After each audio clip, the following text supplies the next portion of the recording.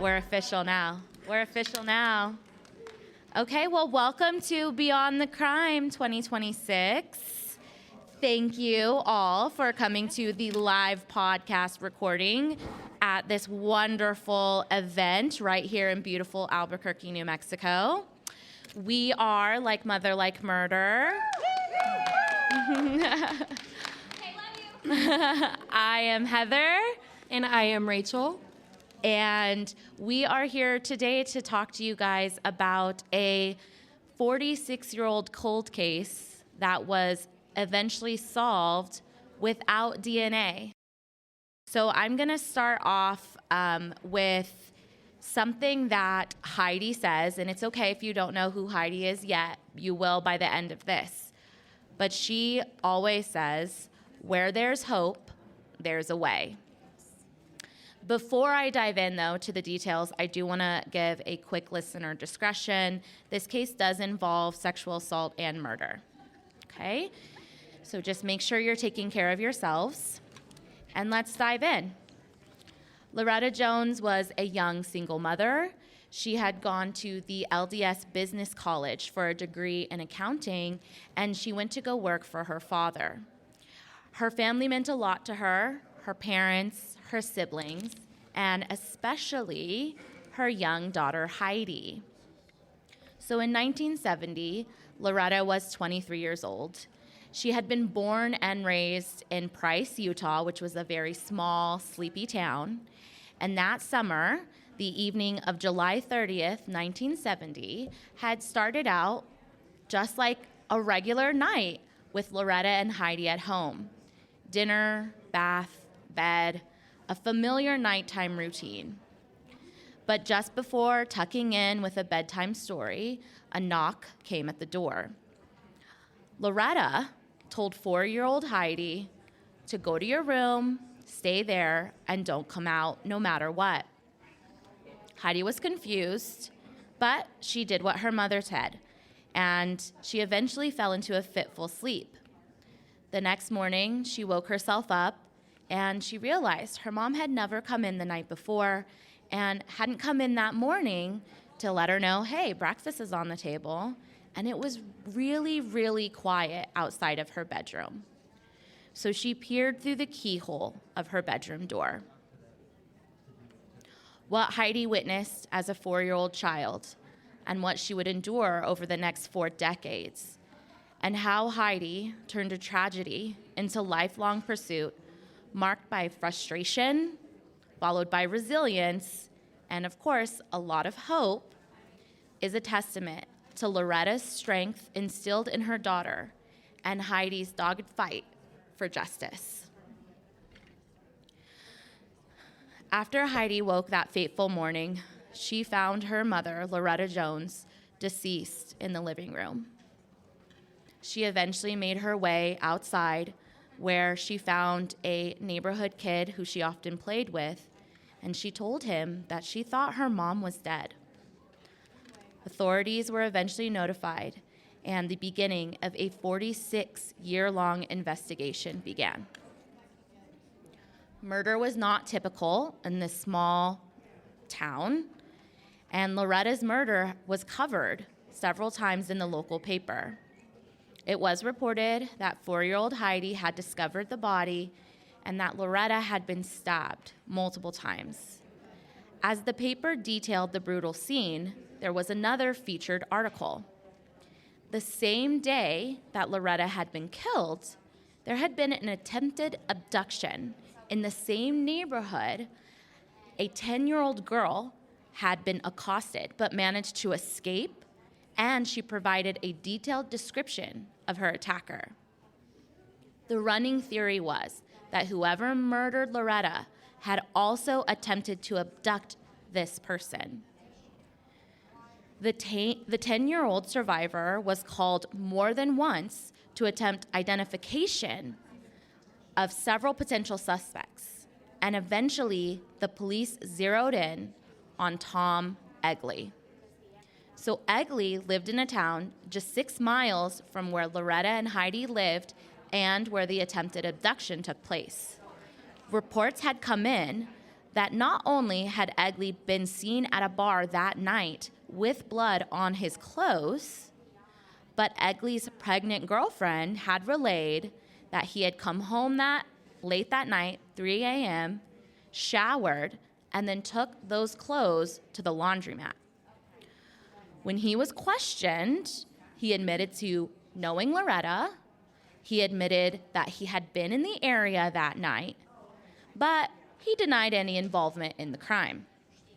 However, after further investigation, including further questioning of Egley's pregnant girlfriend, he was arrested and charged with Loretta Jones's murder. This happened less than a month later. But Egley stuck to his story. He pled not guilty. November, a preliminary trial was held, and this included evidence from the crime scene, specifically fibers that could place Egley at the home. However, the judge made the decision that this was not enough evidence, and Egley was released. Loretta's family was shocked and obviously felt helpless. They had hoped for a resolution, but were now faced with continued tragedy. As a whole, the family steered away from the subject of Loretta's murder. It wasn't something to be talked about. And this meant that for young Heidi, who would eventually be adopted by her grandparents, she didn't necessarily have a path to navigate this incredible trauma that she had endured at 4 years old. As Heidi grew up, she eventually relocated to California, and what happened to her mom continued to haunt her. 4 years old is such a pivotal time for a young child.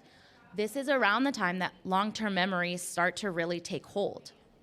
So for Heidi, what happened to her mom stayed with her, even into adulthood. So she started writing letters to anyone and everyone about her mother's case. Maybe people who knew information, courts, police. She even started writing to Unsolved Mysteries, which had started airing in 1987.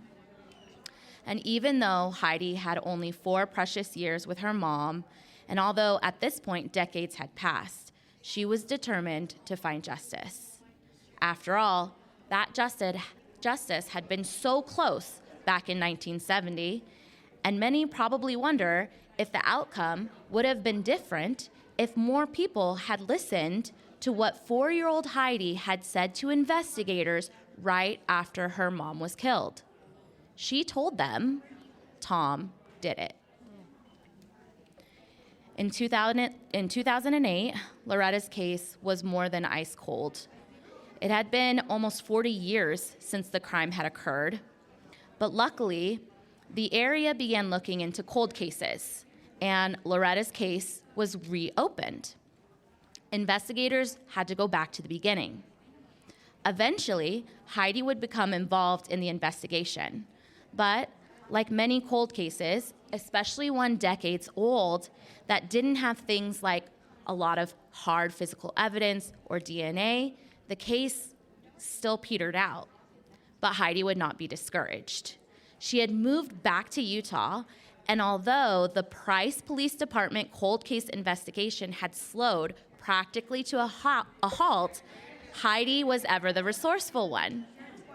She found out that an old high school classmate named David Brewer now worked with the Carbon County Sheriff's Department.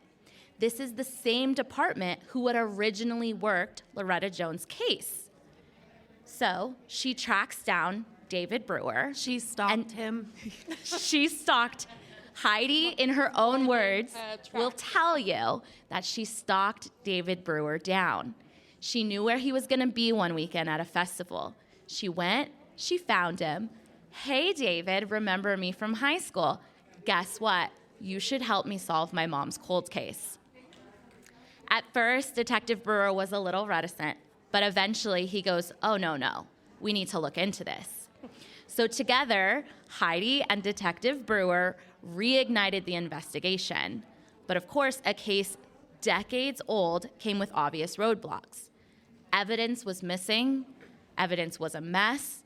there was witnesses or interviewees that were now deceased.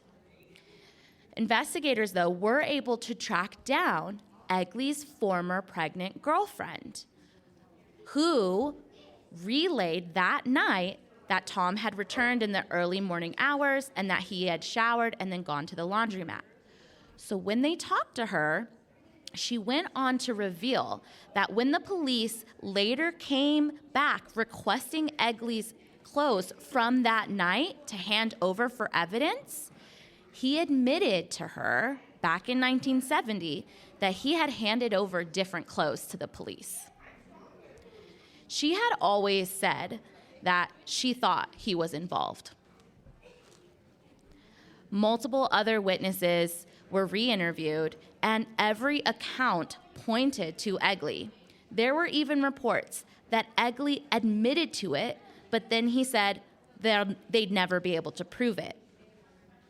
But Detective Brewer continued to work and interviewing witnesses, family members, and of course, tracking down the man who walked away from those charges. And they found him living in Colorado. So Detective Brewer goes out and re-interviews Egley 40 years later. And while the interview started normal, Egley got more and more agitated as they continued asking questions. And he would go on to contradict himself, not only from the statements that he made decades ago, but also within the same interview that day. A few years later, detectives were still trying to gather more evidence, old and new. And Detective David Brewer ended up presenting Loretta Jones's case at a cold case seminar with other police officers.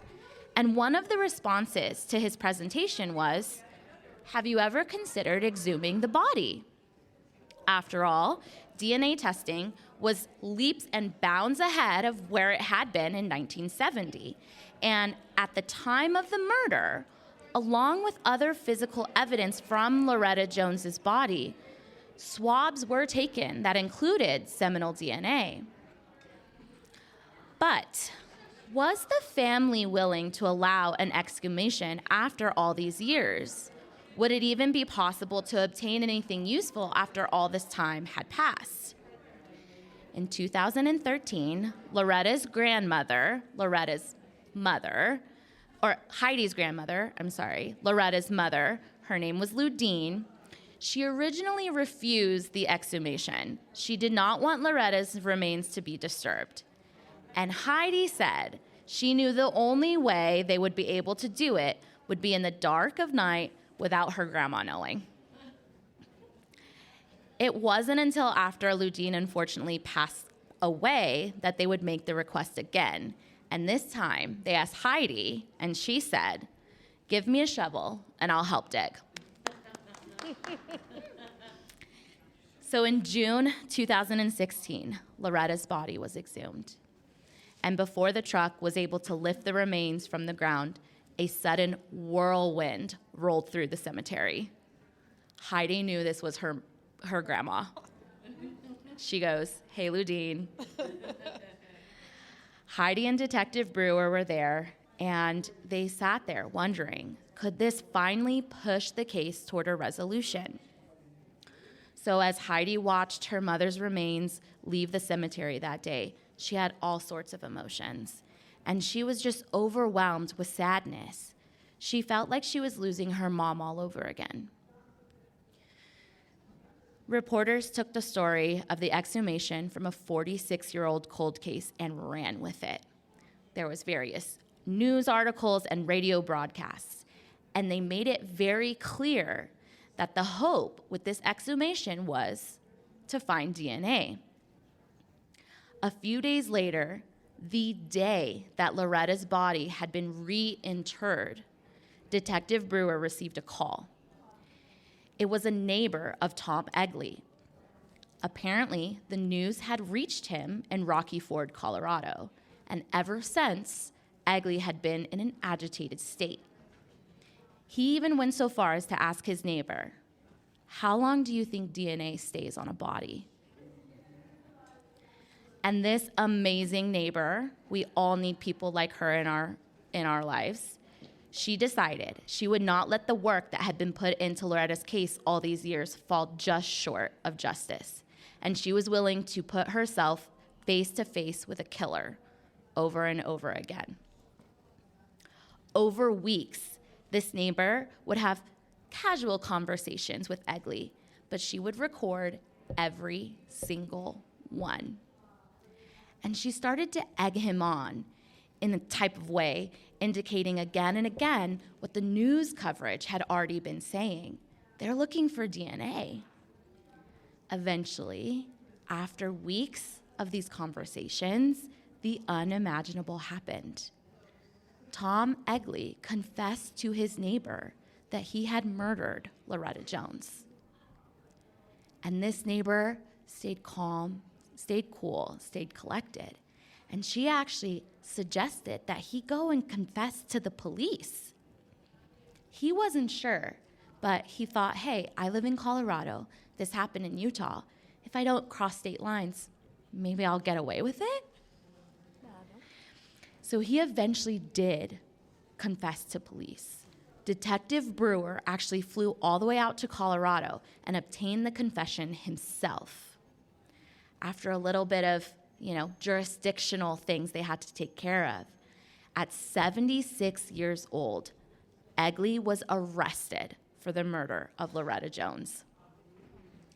And one of the first calls that Detective Brewer makes is, of course, to inform Heidi right away that justice for Loretta Jones was finally going to be served. So Egley would go on to plead guilty, and at his sentencing, Heidi would say this, quote, I believe that even though my mom is not here physically, her spirit lives on. I believe it was her spirit that helped orchestrate all the chance meetings and events that led to the confession and the arrest of Tom Egley. After 46 years, it was time. So like Mother, like Murder, we've had the honor of talking to Heidi Jones Acey a few times over the last couple years, and talking to her and hearing about her unfaltering persistence in her mother's case is truly inspirational. It is not something that you often hear about, right? A cold case that was solved decades later without DNA evidence, but here it is. Heidi and Detective Brewer worked with author Shawnee Barnes to tell this story in a book called Through the Keyhole, which my lovely co-host Rachel is holding up. And throughout these chapters, you learn so much about who Loretta was as a daughter, as a sister, as a mother. And you also learn about Heidi and Detective Brewer. And despite roadblock after roadblock during the investigation, they remained steadfast in their pursuit for justice. It's definitely an amazing read, and the book is here. And if you're interested in reading it yourself, you can scan the QR code and purchase it. So before I wrap things up, I did want to open it up to any questions or comments from the audience. Yes, beautiful lady in the back. So he tried to kidnap a 10-year-old, right? Mm-hmm. Are we thinking he just stopped at that, or did he, So the question is, the same night, right, that Loretta Jones was murdered, there was an attempted kidnapping of a 10-year-old girl in the same neighborhood. I mean, and this is already a small town, so not very far at all, right?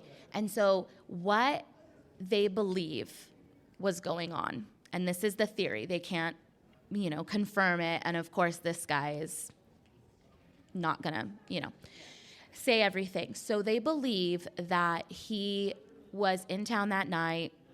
He was being probably a piece of shit, a psychopath, and he attempts to kidnap this girl. Well, she frickin' gets away, right? She's able to run away.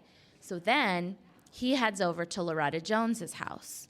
Now, Loretta and him, they did know each other Okay, they did know each other, but it's unclear how well. He says differing statements over the years of how much they knew each other, that kind of thing. And that is, we all know that offenders, a lot of times they escalate their behavior, and so we're sure that this is what kind of happened, that the attempted kidnapping failed, and so he went on to then commit this crime later that night. Do you think he stopped at that? So this is such a great question. Did he stop after Loretta Jones? I mean, this man was able to live out for 46 years. Now, in the book, you can read through the keyhole. They do go back and they talk to people who knew Tom Egley. He ended up marrying that girlfriend who was 7 months pregnant and later divorcing. He ended up with another woman at some point, a couple other kids along the way, and all of the people that they interviewed talk about his violence, his temper, right? That he was not a good person.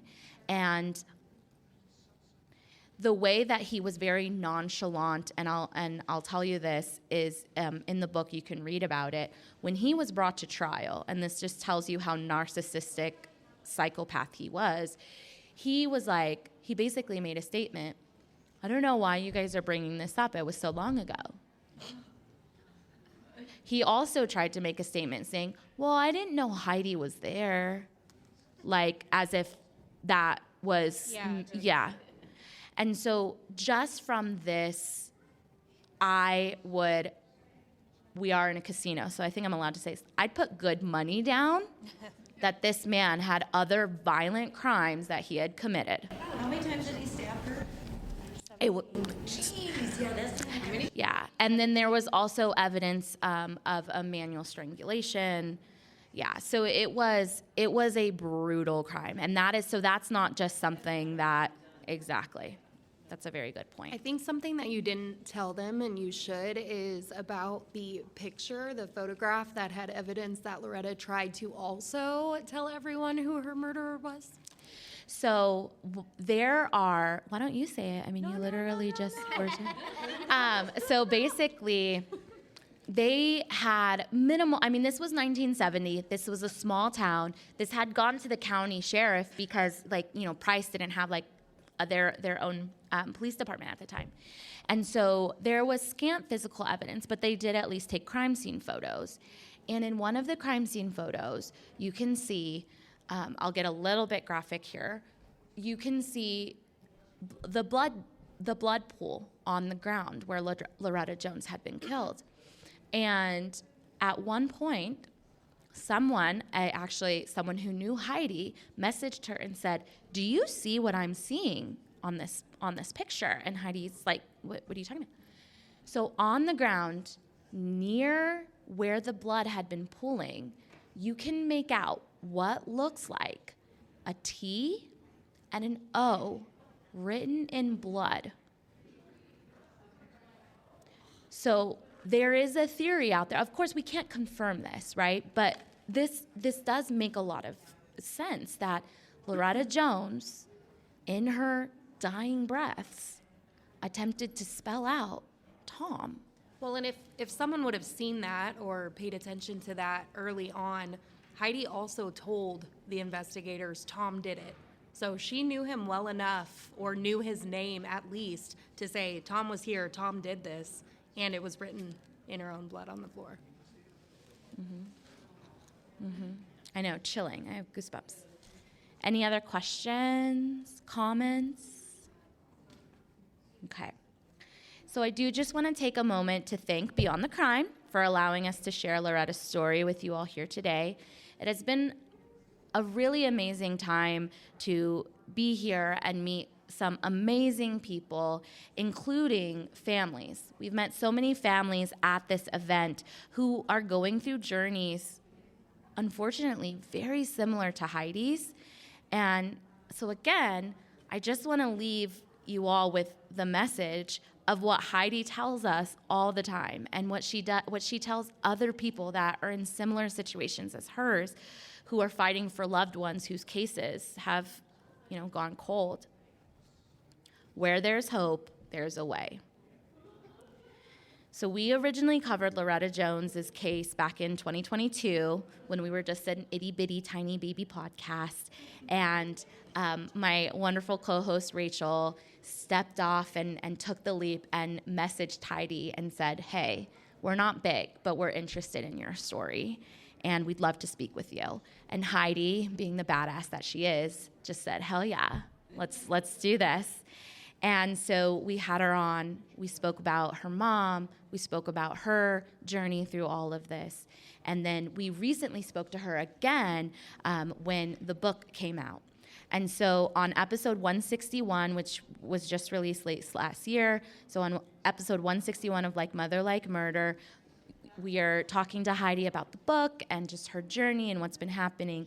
And then right after that episode, we did release a bonus episode, which is basically a re-release of our original coverage of Loretta Jones with all of the updates since we've had first spoken to Heidi. So if you're interested in hearing more from Heidi herself, who's wonderful and full of light, please go check that out on our feed, wherever you get your podcasts. And for now, thank you all for being here for our first Like Mother, Like Murder ever live podcast recording. And thank you Beyond the Crime for having us today. I have something for Heidi, because this is for her. Mm-hmm. This is her favorite song. Oh, there we go. have to end with this. Can you hear it? This is Heidi's song. But you can only play like 10 seconds legally. I know, we're going to sue us. Thank you, everyone.